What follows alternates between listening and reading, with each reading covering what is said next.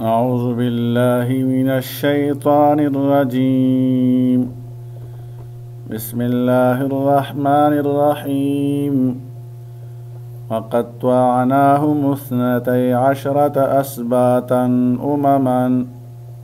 مطالعہ قرآن حکیم برائے جماعت دہم، سورة الاعراف، حصہ نمبر 2، سبق نمبر 2 ہم انشاءاللہ پڑھائیں گے۔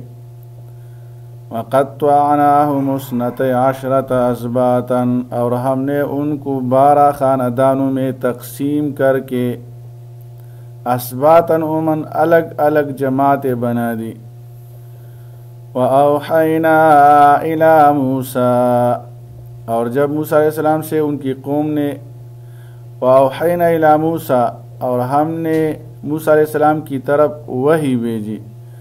اِذِ اسْتَسْقَاهُ قَوْمُهُ، جب موسیٰ علیہ السلام سے ان کی قوم نے پانی مانگا۔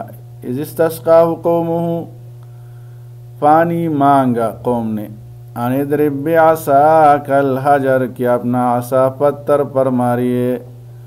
فَانبَجَسَتْ مِنْهُ 12 عَيْنًا، تو اس میں سے 12 چشمے پھوٹ پڑے۔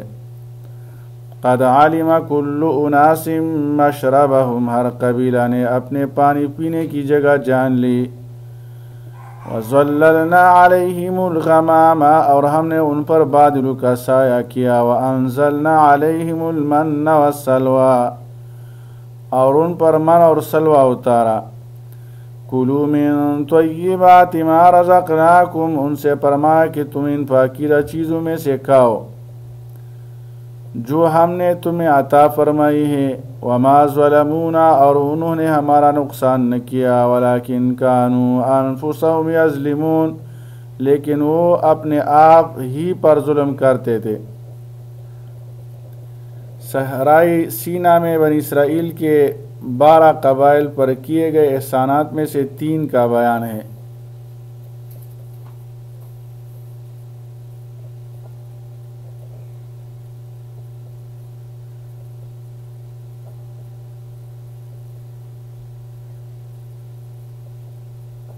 نمبر 1، اللہ کے حکم سے حضرت موسیٰ علیہ السلام نے چٹان پر لاٹھی ماری جس سے 12 چشمے پھوٹ پڑے۔ نمبر 2، ان کے لیے بادلوں کو سیابان بنایا گیا۔ نمبر 3، انہیں من و سلوہ کی صورت میں خوراک فراہم کی گئی۔ بنی اسرائیل نے اللہ کے ان احسانات کا شکر ادا کرنے کے بجائے ان کی نافرمانیاں شروع کی، اور تاکید حکم کے باوجود من و سلوہ کو ذخیرہ کرنا اور دوسروں کو ان کے حق سے محروم کرنا شروع کر دیا۔ پھر انہیں ان نافرمانیوں کی سزا خود ہی بھگتنا پڑی کہ اس سے محروم کر دیے گئے۔ حضرت یعقوب علیہ السلام کے 12 بیٹوں کی اولاد میں اللہ نے بڑی برکت دی۔ ان کی تعداد کثرت سے بڑھتی گئی اور ان کی تعداد بھی ایک دوسرے سے مختلف ہوتی گئی۔ اس لیے ضرورت محسوس ہوئی کہ انہیں مختلف جماعتوں میں تقسیم کر دیا جائے اور ہر جماعت کا ایک نگران مقرر کر دیا جائے تاکہ ہر جماعت اپنے الگ الگ نظم و نسق کے مطابق زندگی گزارے، اللہ کے احکام کی پابندی کرے۔ بنی اسرائیل پر اللہ کا یہ احسان تھا۔ اس دور کے واقعات ہیں جب بنی اسرائیل کو 40 سال کے طویل عرصہ کے لیے صحرائی سینا میں روک دیا گیا تھا کیونکہ ان لوگوں نے جہاد سے انکار کر کے انتہائی بزدلی کا مظاہرہ کیا تھا۔ اس میدان میں دور تک کہیں پانی کا نام و نشان تک نظر نہ آتا تھا، نہ کوئی کھانے پینے کی چیز ملتی تھی اور نہ کہیں کوئی سایہ یا مکان نظر آتا تھا جہاں جا کر وہ دھوپ سے پناہ لے سکے۔ گویا اللہ نے ان کی ضروریات کا یوں اہتمام فرمایا کہ پورا 40 سال کا عرصہ جب دھوپ تیز ہونے لگتی تو آسمان پر بادل چھا جاتے اور انہیں دھوپ سے بچاتے تھے۔ پھر یہ کہہ کر وہ برستے بھی نہیں تھے کہ بارش کی وجہ سے انہیں کہیں پناہ لینی پڑے۔ پانی کو پانی نہیں مل رہا تھا، پینے کے لیے پانی نہیں مل رہا تھا، تو اللہ نے سیدنا موسیٰ علیہ السلام کو حکم دیا کہ وہ چٹان پر اپنا عصا مارے۔ اس سے وہ 12 الگ الگ چشمے پھوٹ نکلے اور یہ چشمے اس طویل مدت میں بہتے ہی رہے۔ ہر قبیلہ کو الگ الگ چشمہ پر اختیار اور قبضہ دیا گیا۔ من اہل لغت کی تحقیق میں یہ ایک میٹھی میٹھی رطوبت نرم شے تھی جو درختوں پر گرا کرتی تھی۔ من کے متعدد معنی بیان کیے گئے ہیں، میٹھا، گون، شہد، شربت وغیرہ۔ ایک قول یہ بھی ہے کہ یہ برف کی طرح تھا جو دودھ سے زیادہ سفید اور شہد سے زیادہ میٹھا ہوتا تھا، لیکن اکثر کا خیال ہے کہ یہ ترنجبین تھی۔ ترنجبین سے متعلق قدیم طب کی کتابوں میں یہ درج ہے کہ شہد کی طرح جمی ہوئی اور لذیذ، آسمان سے گرنے والی شبنم کی طرح ایک قسم کی چیز ہے۔ بہرحال اتنا یقینی ہے کہ کوئی لذیذ قدرتی غذا تھی جو بنی اسرائیل کو مسلسل مسافرت کے زمانہ میں بلا مشقت و تھکاوٹ مل جاتی تھی۔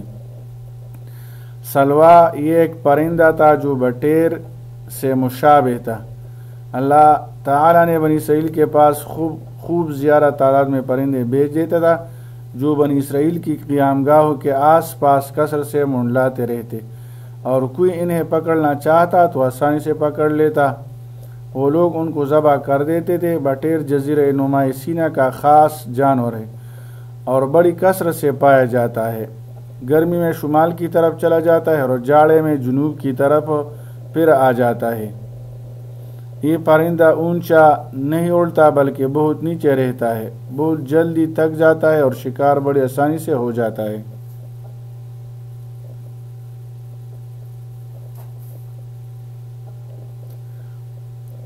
وَإِذْ قِيلَ لَهُمُ اسْكُنُوا هَٰذِهِ الْقَرْيَةَ، اور جب بنی اسرائیل سے کہا گیا کہ اس بستی میں آباد ہو جاؤ، وَكُلُوا مِنْهَا حَيْثُ شِئْتُمْ، اور اس میں سے جہاں چاہو کھاؤ، وَقُولُوا حِطَّةٌ، اور کہتے جانا ہمیں بخش دے، وَادْخُلُوا الْبَابَ سُجَّدًا، اور شہر کے دروازے میں سر کو جھکاتے ہوئے داخل ہونا، نغفر لکم خطیئاتکم، تو ہم تمہاری خطائیں بخش دیں گے، سنزید المحسنین، ان قریب ہم نیک لوگوں کو زیادہ دیں گے۔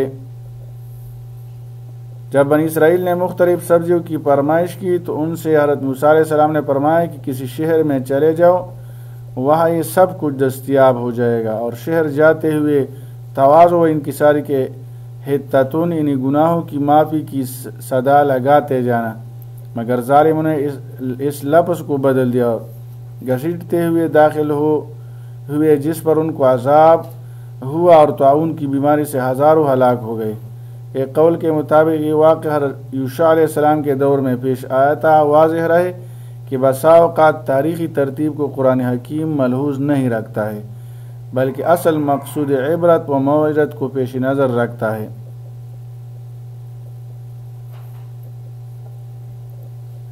فَبَدَّلَ الَّذِينَ ظَلَمُوا مِنْهُمْ قَوْلًا غَيْرَ الَّذِي قِيلَ لَهُمْ، پھر ان میں سے ظالموں نے اس بات کو بدل ڈالا دوسری بات سے جو ان سے کہی گئی تھی۔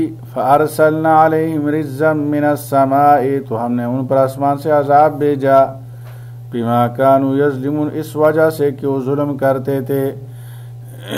بنی اسرائیل نے اللہ کے حکم کی خلاف ورزی کرتے ہوئے نافرمانی اختیار کی۔ اس نافرمانی کا یہ نتیجہ نکلا کہ ان پر عذاب مسلط کر دیا گیا۔ 40 سال صحرا میں بھٹکنے کے بعد جب یہ قوم اس بستی میں داخل ہوئی تو اس نے تمام وعد اور اللہ کے احکامات کو بھلا دیا، اور تکبر، سرکش اور تمسخر کے ساتھ داخل ہوئے، اور زبان پر توبہ کے کلمات کے بجائے دنیا طلبی کے کلمات جاری ہو گئے۔ تو پھر اللہ نے ان پر طاعون جیسی بیماری کا عذاب مسلط کر دیا، جس سے لاتعداد بنی اسرائیل موت کا شکار ہوئے۔ وَاسْأَلْهُمْ عَنِ الْقَرْيَةِ الَّتِي كَانَتْ حَاضِرَةَ الْبَحْرِ، اور ان سے اس بستی کے بارے میں پوچھے جو سمندر کے کنارے پر تھی۔ اِذْ يَعْدُونَ فِي السَّبْتِ، جب وہ ہفتہ کے حکم کے بارے میں حد سے بڑھنے لگے۔ اِذْ تَأْتِيهِمْ حِيتَانُهُمْ يَوْمَ سَبْتِهِمْ شُرَّعًا، جب ان کے ہفتہ کے دن ابر کر مچھلیاں ان کے سامنے آتی۔ وَيَوْمَ لَا يَسْبِتُونَ، اور جب ہفتہ کا دن نہ ہوتا، لَا تَأْتِيهِمْ، تو نہ آتی۔ كَذَلِكَ نَبْلُوهُمْ، اس طرح ہم نے ان کو آزمایا، بِمَا كَانُوا يَفْسُقُونَ، اس وجہ سے کہ وہ نافرمانی کرتے تھے۔ دور نبوی صلی اللہ علیہ وسلم کے یہود کو اصحاب سبت کے واقعہ کی یاد دہانی کرائی گئی۔ اس یاد دہانی کا مقصد یہ بتانا تھا کہ واقعہ اللہ کے رسول کے علم میں ہے، جو آپ صلی اللہ علیہ وسلم کی صداقت کی دلیل ہے۔ اصحاب سبت وہ تھے جنہوں نے سبت یعنی ہفتہ کے دن کے قانون کی خلاف ورزی کی۔ ان کا تعلق بنی اسرائیل کے ایک قبیلے سے تھا جو ایک دریا کے کنارے آباد تھا۔ ان کے لیے ہفتہ کا دن عبادت کے لیے مقرر تھا اور اس دن مچھلیوں کے شکار کی ممانعت تھی۔ بطور آزمائش اسی دن مچھلیاں کثرت سے آتی اور پانی پر ظاہر ہوتی۔ ان لوگوں نے حیلہ اختیار کر کے اللہ کے حکم سے تجاوز کیا اور گڑھے کود لیے تاکہ مچھلیاں اس میں پھنسی رہیں اور ہفتہ کا دن گزرنے پر وہ انہیں پکڑ لے۔ یہ ایک آزمائش تھی کیونکہ وہ اللہ کے اطاعت سے کوتاہی کرتے تھے اور اللہ کی حرمت کو توڑنے کے لیے مختلف طریقے اور حیلے بہانے ڈھونڈتے تھے تاکہ حکم خداوند سے انحراف کر سکے۔ اس آیت میں بنی اسرائیل کے آباء و اجداد کا کفران نعمت اور ان کی سرکشی کے ایک واقعہ کا بیان ہے۔ یہود بھی اس سے بخوبی واقف ہیں۔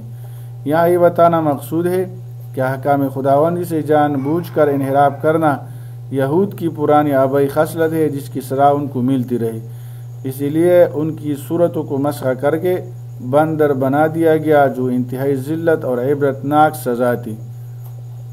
اللہ تعالیٰ عمل کرنے کی توفیق عطا فرمائے۔ وصلی اللہ تعالی علی خیر خلقہ محمد وآلہ واصحابہ اجمعین برحمتک یا ارحم الراحمین۔